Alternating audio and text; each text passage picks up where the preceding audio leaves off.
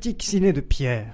Et comme on en parlait avant, tu vas nous parler des Gardiens de la Galaxie. Ouais, c'était un peu difficile de passer à côté de l'incontournable de cet été, cette fin d'été. L'incontournable. L'incontournable. Voilà, il y avait Lucie, c'était nul, mais le Gardien de la Galaxie. Les Gardiens de la Galaxie qui est sorti, je crois, fin août, quelque chose comme ça, mi-août. Dans ce zoo-là. Ouais, qui est encore au cinéma, mais je pense pour plus très longtemps, parce que quand même, ça fait déjà un petit bout de temps qu'il est. 8e ou 9e semaine. Ouais. Mais il marche plutôt pas mal, donc Lucie est restée longtemps, donc pourquoi pas aussi les Gardiens de la Galaxie. Alors faut dire qu'au début moi je suis allé un peu à reculons, c'est pour ça que j'ai un peu tardé l'idée d'aller voir ce film. C'est pas évident à reculons. Ouais voilà, à reculons. Je me suis perdu. C'est ça. J'ai trouvé la salle finalement. Il est parti début août, hein. Il a pris la voiture à reculons et tout. C'est compliqué. Je connais plein de fois et je suis arrivé. Bon, faut dire que sur le papier, cette histoire me faisait un peu peur. C'est des loupards interstellaires qui s'unissent pour combattre une menace qui pèse sur la galaxie. Bon, ça, pourquoi pas, c'est le genre d'histoire qu'on connaît par cœur, mais si c'est bien foutu, il y a pas de souci, moi je signe. Non, là où j'ai eu un peu plus peur, c'est quand j'ai appris qui seraient les personnages de ce film. Alors bon, il y a des filles de toutes les couleurs, Zoé Saldana en vert, Karen Gillian en bleu, un mec baraqué et débile, un John C. Reilly en flic de l'espace, tout ça, ok, pas de souci pour moi. Mais un raton laveur avec la voix de Bradley Cooper et un arbre joué par Vin Diesel, là mon moi un peu cartésien, qui est enterré maintenant depuis longtemps, s'est un peu retourné dans sa tombe. Et puis bon, j'ai fini par accepter que tout ça pouvait être une comédie. Après tout, les productions Marvel, Iron Man ou Thor par exemple ont toujours eu une petite part comique exacerbée dans leurs films. Et pourquoi pas faire un autre film où on aurait cette part encore plus présente. Alors le problème, c'est que la comédie c'est à double tranchant. Soit c'est génial et tout le monde est content, soit c'est assez grotesque par moments et ça divise. Alors, bon, je me suis dit je vais voir la carrière du réalisateur embauché par Marvel pour voir à quelle école il appartient. Alors il s'agit de James Gunn. Bon, a priori c'est un réalisateur plutôt inconnu, pas vraiment de seconde zone, mais presque. C'est quand même un gars habitué des studios, hein. Il a bossé sur les 2 Scooby-Doo de la Warner, sur L'Armée des Morts de Zack Snyder en tant que scénariste notamment. Il était producteur exécutif aussi, il a fait pas mal de choses. Alors il avait 4 films à son actif avant Les Gardiens de la Galaxie, mais c'est tous des films indépendants, la plupart des films inconnus, sauf un qui a particulièrement attiré mon attention, c'est Super, un film indépendant également, mais qu'on a pu voir parce qu'il était au Festival du film fantastique de Strasbourg il y a 3 ans. Après. Et voilà, t'as vu ça, c'est fantastique. On disait qu'il y avait des choses pas mal quand même au Festival du film fantastique de Strasbourg. Bah ça, c'était une belle surprise. Alors, c'était un film que moi j'ai trouvé vraiment génial. C'est une histoire qui fait un peu penser à Kick-Ass. C'est sorti avant, hein, je précise. C'est l'histoire d'un gars qui décide de devenir un super-héros et de tabasser les méchants. Donc le gars c'est Rainn Wilson. Il est aidé par une jeune femme un peu dérangée, c'est Ellen Page. Et tous deux sont extrêmement violents et donnent des punitions aux méchants qui sont pas toujours à la hauteur de leurs crimes. Par exemple, ils tabassent un gars qui double dans la file du cinéma, etc. Tout ça étant très déjanté et surtout très drôle. C'est vraiment du second degré, de l'humour noir, mais c'était vraiment bien fait. Et ben, quand j'ai appris ça, moi, ça m'a assez rassuré. Et je me suis dit, donc, décidé d'aller voir Les Gardiens de la Galaxie. Et je vais le dire, comme je le pense, j'ai pas été déçu. Car c'est très drôle, c'est jamais vulgaire ou à côté de la plaque. On retrouve un peu cet humour de situation cher à la Marvel, combiné à l'humour décalé, mais en un peu moins violent de Super, pour un mélange vraiment détonnant. On rit souvent, il y a des scènes vraiment hilarantes.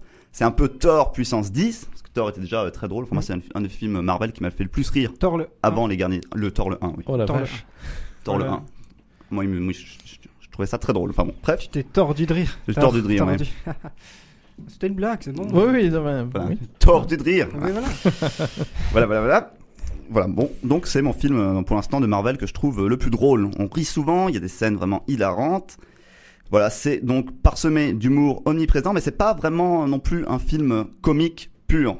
Enfin, c'est pas une comédie de science-fiction, c'est, je dirais, un film de science-fiction space opéra, et pas un film de super-héros d'ailleurs, j'y reviendrai plus tard, parsemé d'humour.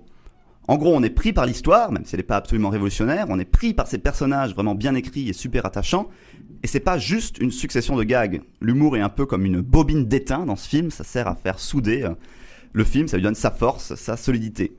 Et ce qui fait la force donc de cet humour, c'est justement les personnages. Alors les personnages principaux, il y a Chris Pratt, dont la fibre humoristique s'était déjà exprimée récemment dans la grande aventure Lego. Il récidive là en campant un personnage ultra marvelien, un voyou sympathique, ferrailleur de l'espace aux origines humaines, converti en justicier frimeur et assez drôle, qui est un peu le personnage pilier du film. Autour de lui gravite Rocket, un raton laveur extrêmement intelligent, mais qui s'énerve aussi très vite, joué donc par la voix du génial Bradley Cooper, et toujours accompagné de son étrange et fidèle acolyte Groot, un arbre à la grande sagesse, mais qui ne sait dire que « I am Groot ». Mais avec la voix de Vin Diesel, ce qui est plutôt pas mal. Et oui, parce que j'étais le doubleur officiel de Vin Diesel. C'est ça, d'accord. Voilà. Mais juste pour la voix, hein, parce que niveau carrure, ah bah si, quand même. Il y a un peu de boulot encore. Attends, Ah non, C'est une baraque. tu l'as pas vu en vrai, Vin Diesel. Hein. Voilà, et on a aussi David Bautista, qui est également connu sous le nom de Batista, qui est un ancien catcheur, le rival de John Cena, si je dis pas de bêtises, qui joue dans ce film un rôle de prisonnier au grand cœur et aux gros muscles, mais légèrement stupide, et qui est prétexte à de nombreuses blagues, très réussies d'ailleurs. On a aussi Benicio del Toro, dans un rôle très surprenant, je n'en dis pas plus, mais je vous laisse découvrir. Bref, vous l'avez compris, une foule d'acteurs pour une foule de personnages et de surprises, comme autant de ressorts comiques. Et après, il y a un autre truc qui fait la force du film, et on l'a déjà un peu entendu dans cette émission, c'est sa mise en scène, et plus particulièrement sa bande originale. Car on en entend des musiques et des biens, quasiment exclusivement des morceaux des 70s, on passe des Runaways au Jackson 5, avec, comme on en a entendu déjà, je crois, non, on n'a pas encore entendu Jackson 5, mais tu l'as prévu dans cette émission. Ça va venir. Voilà, c'est ça. Voilà, on a aussi des morceaux un peu moins connus, ils sont en nombre, de quoi alimenter donc un bon petit paquet d'émissions à Cinéphage. Ils servent souvent à utiliser avec décalage des scènes de combat, mais pas seulement. Ce type d'utilisation de la musique initiée par Tarantino, on retrouve d'ailleurs dans Les Gardiens Hooked on a Feeling, qu'on a entendu tout à l'heure, et qu'on a entendu aussi dans Reservoir Dogs. Voilà, ça devient certes assez classique, mais c'est toujours aussi diablement efficace, et c'est quand même un peu surprenant dans un blockbuster Marvel. Il y a même du David Bowie, et on n'avait pas entendu une telle BO dans ce type de film depuis Watchmen, de Zack Snyder, qui avait également une très belle bande originale. Voilà, et tout ça donne à ce film qui à nouveau peut être appréhendé avec pas mal de sérieux, une dimension de grande légèreté, un côté très frais et agréable, du divertissement quoi, comme on les adore, qui est pas sans rappeler dans un autre genre les films d'action des années 80, les films de John McTiernan par exemple. Et bon sang de bonsoir, ça fait du bien, un grand divertissement très drôle, avec une mise en scène et une BO vachement sympa, et une histoire agréable et compréhensible sans être complètement stupide, et ben c'est pas tous les jours quand même qu'on a ça.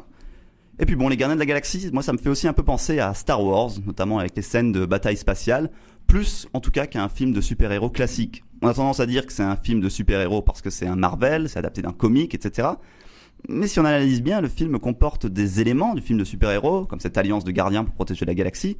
Mais en fin de compte, ça ressemble plus à un Star Wars revisité par Marvel.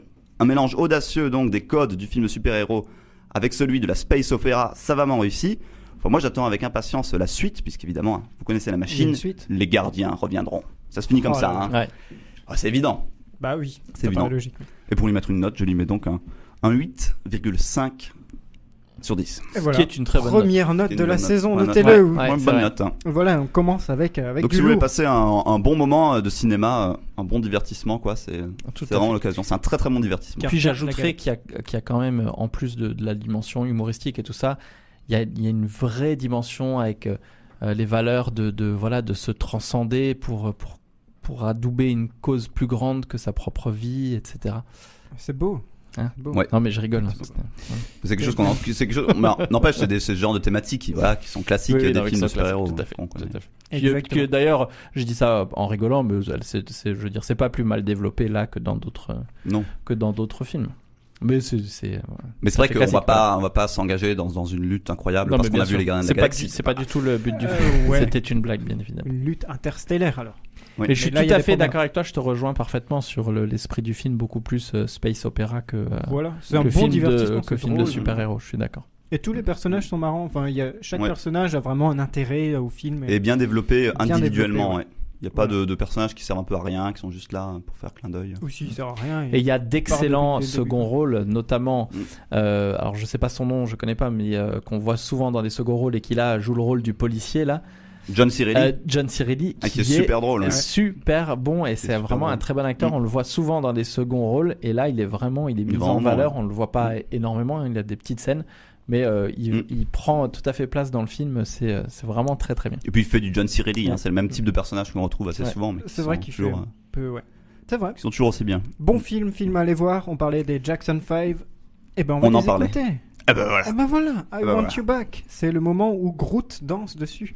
Voilà, on s'arrête là. Groot danse sur I Want You Back. Groot qui a la voix de Vin Diesel. Voilà. Donc en fait, on est en train de parler d'un arbre qui parle avec la voix de Vin Diesel et qui danse sur du Jackson 5. Voilà. Mais qui est très intelligent et très sage. Voilà, on parle bien de. C'est tout à fait l'ambiance. Un bon résumé des Gardiens de la Galaxie.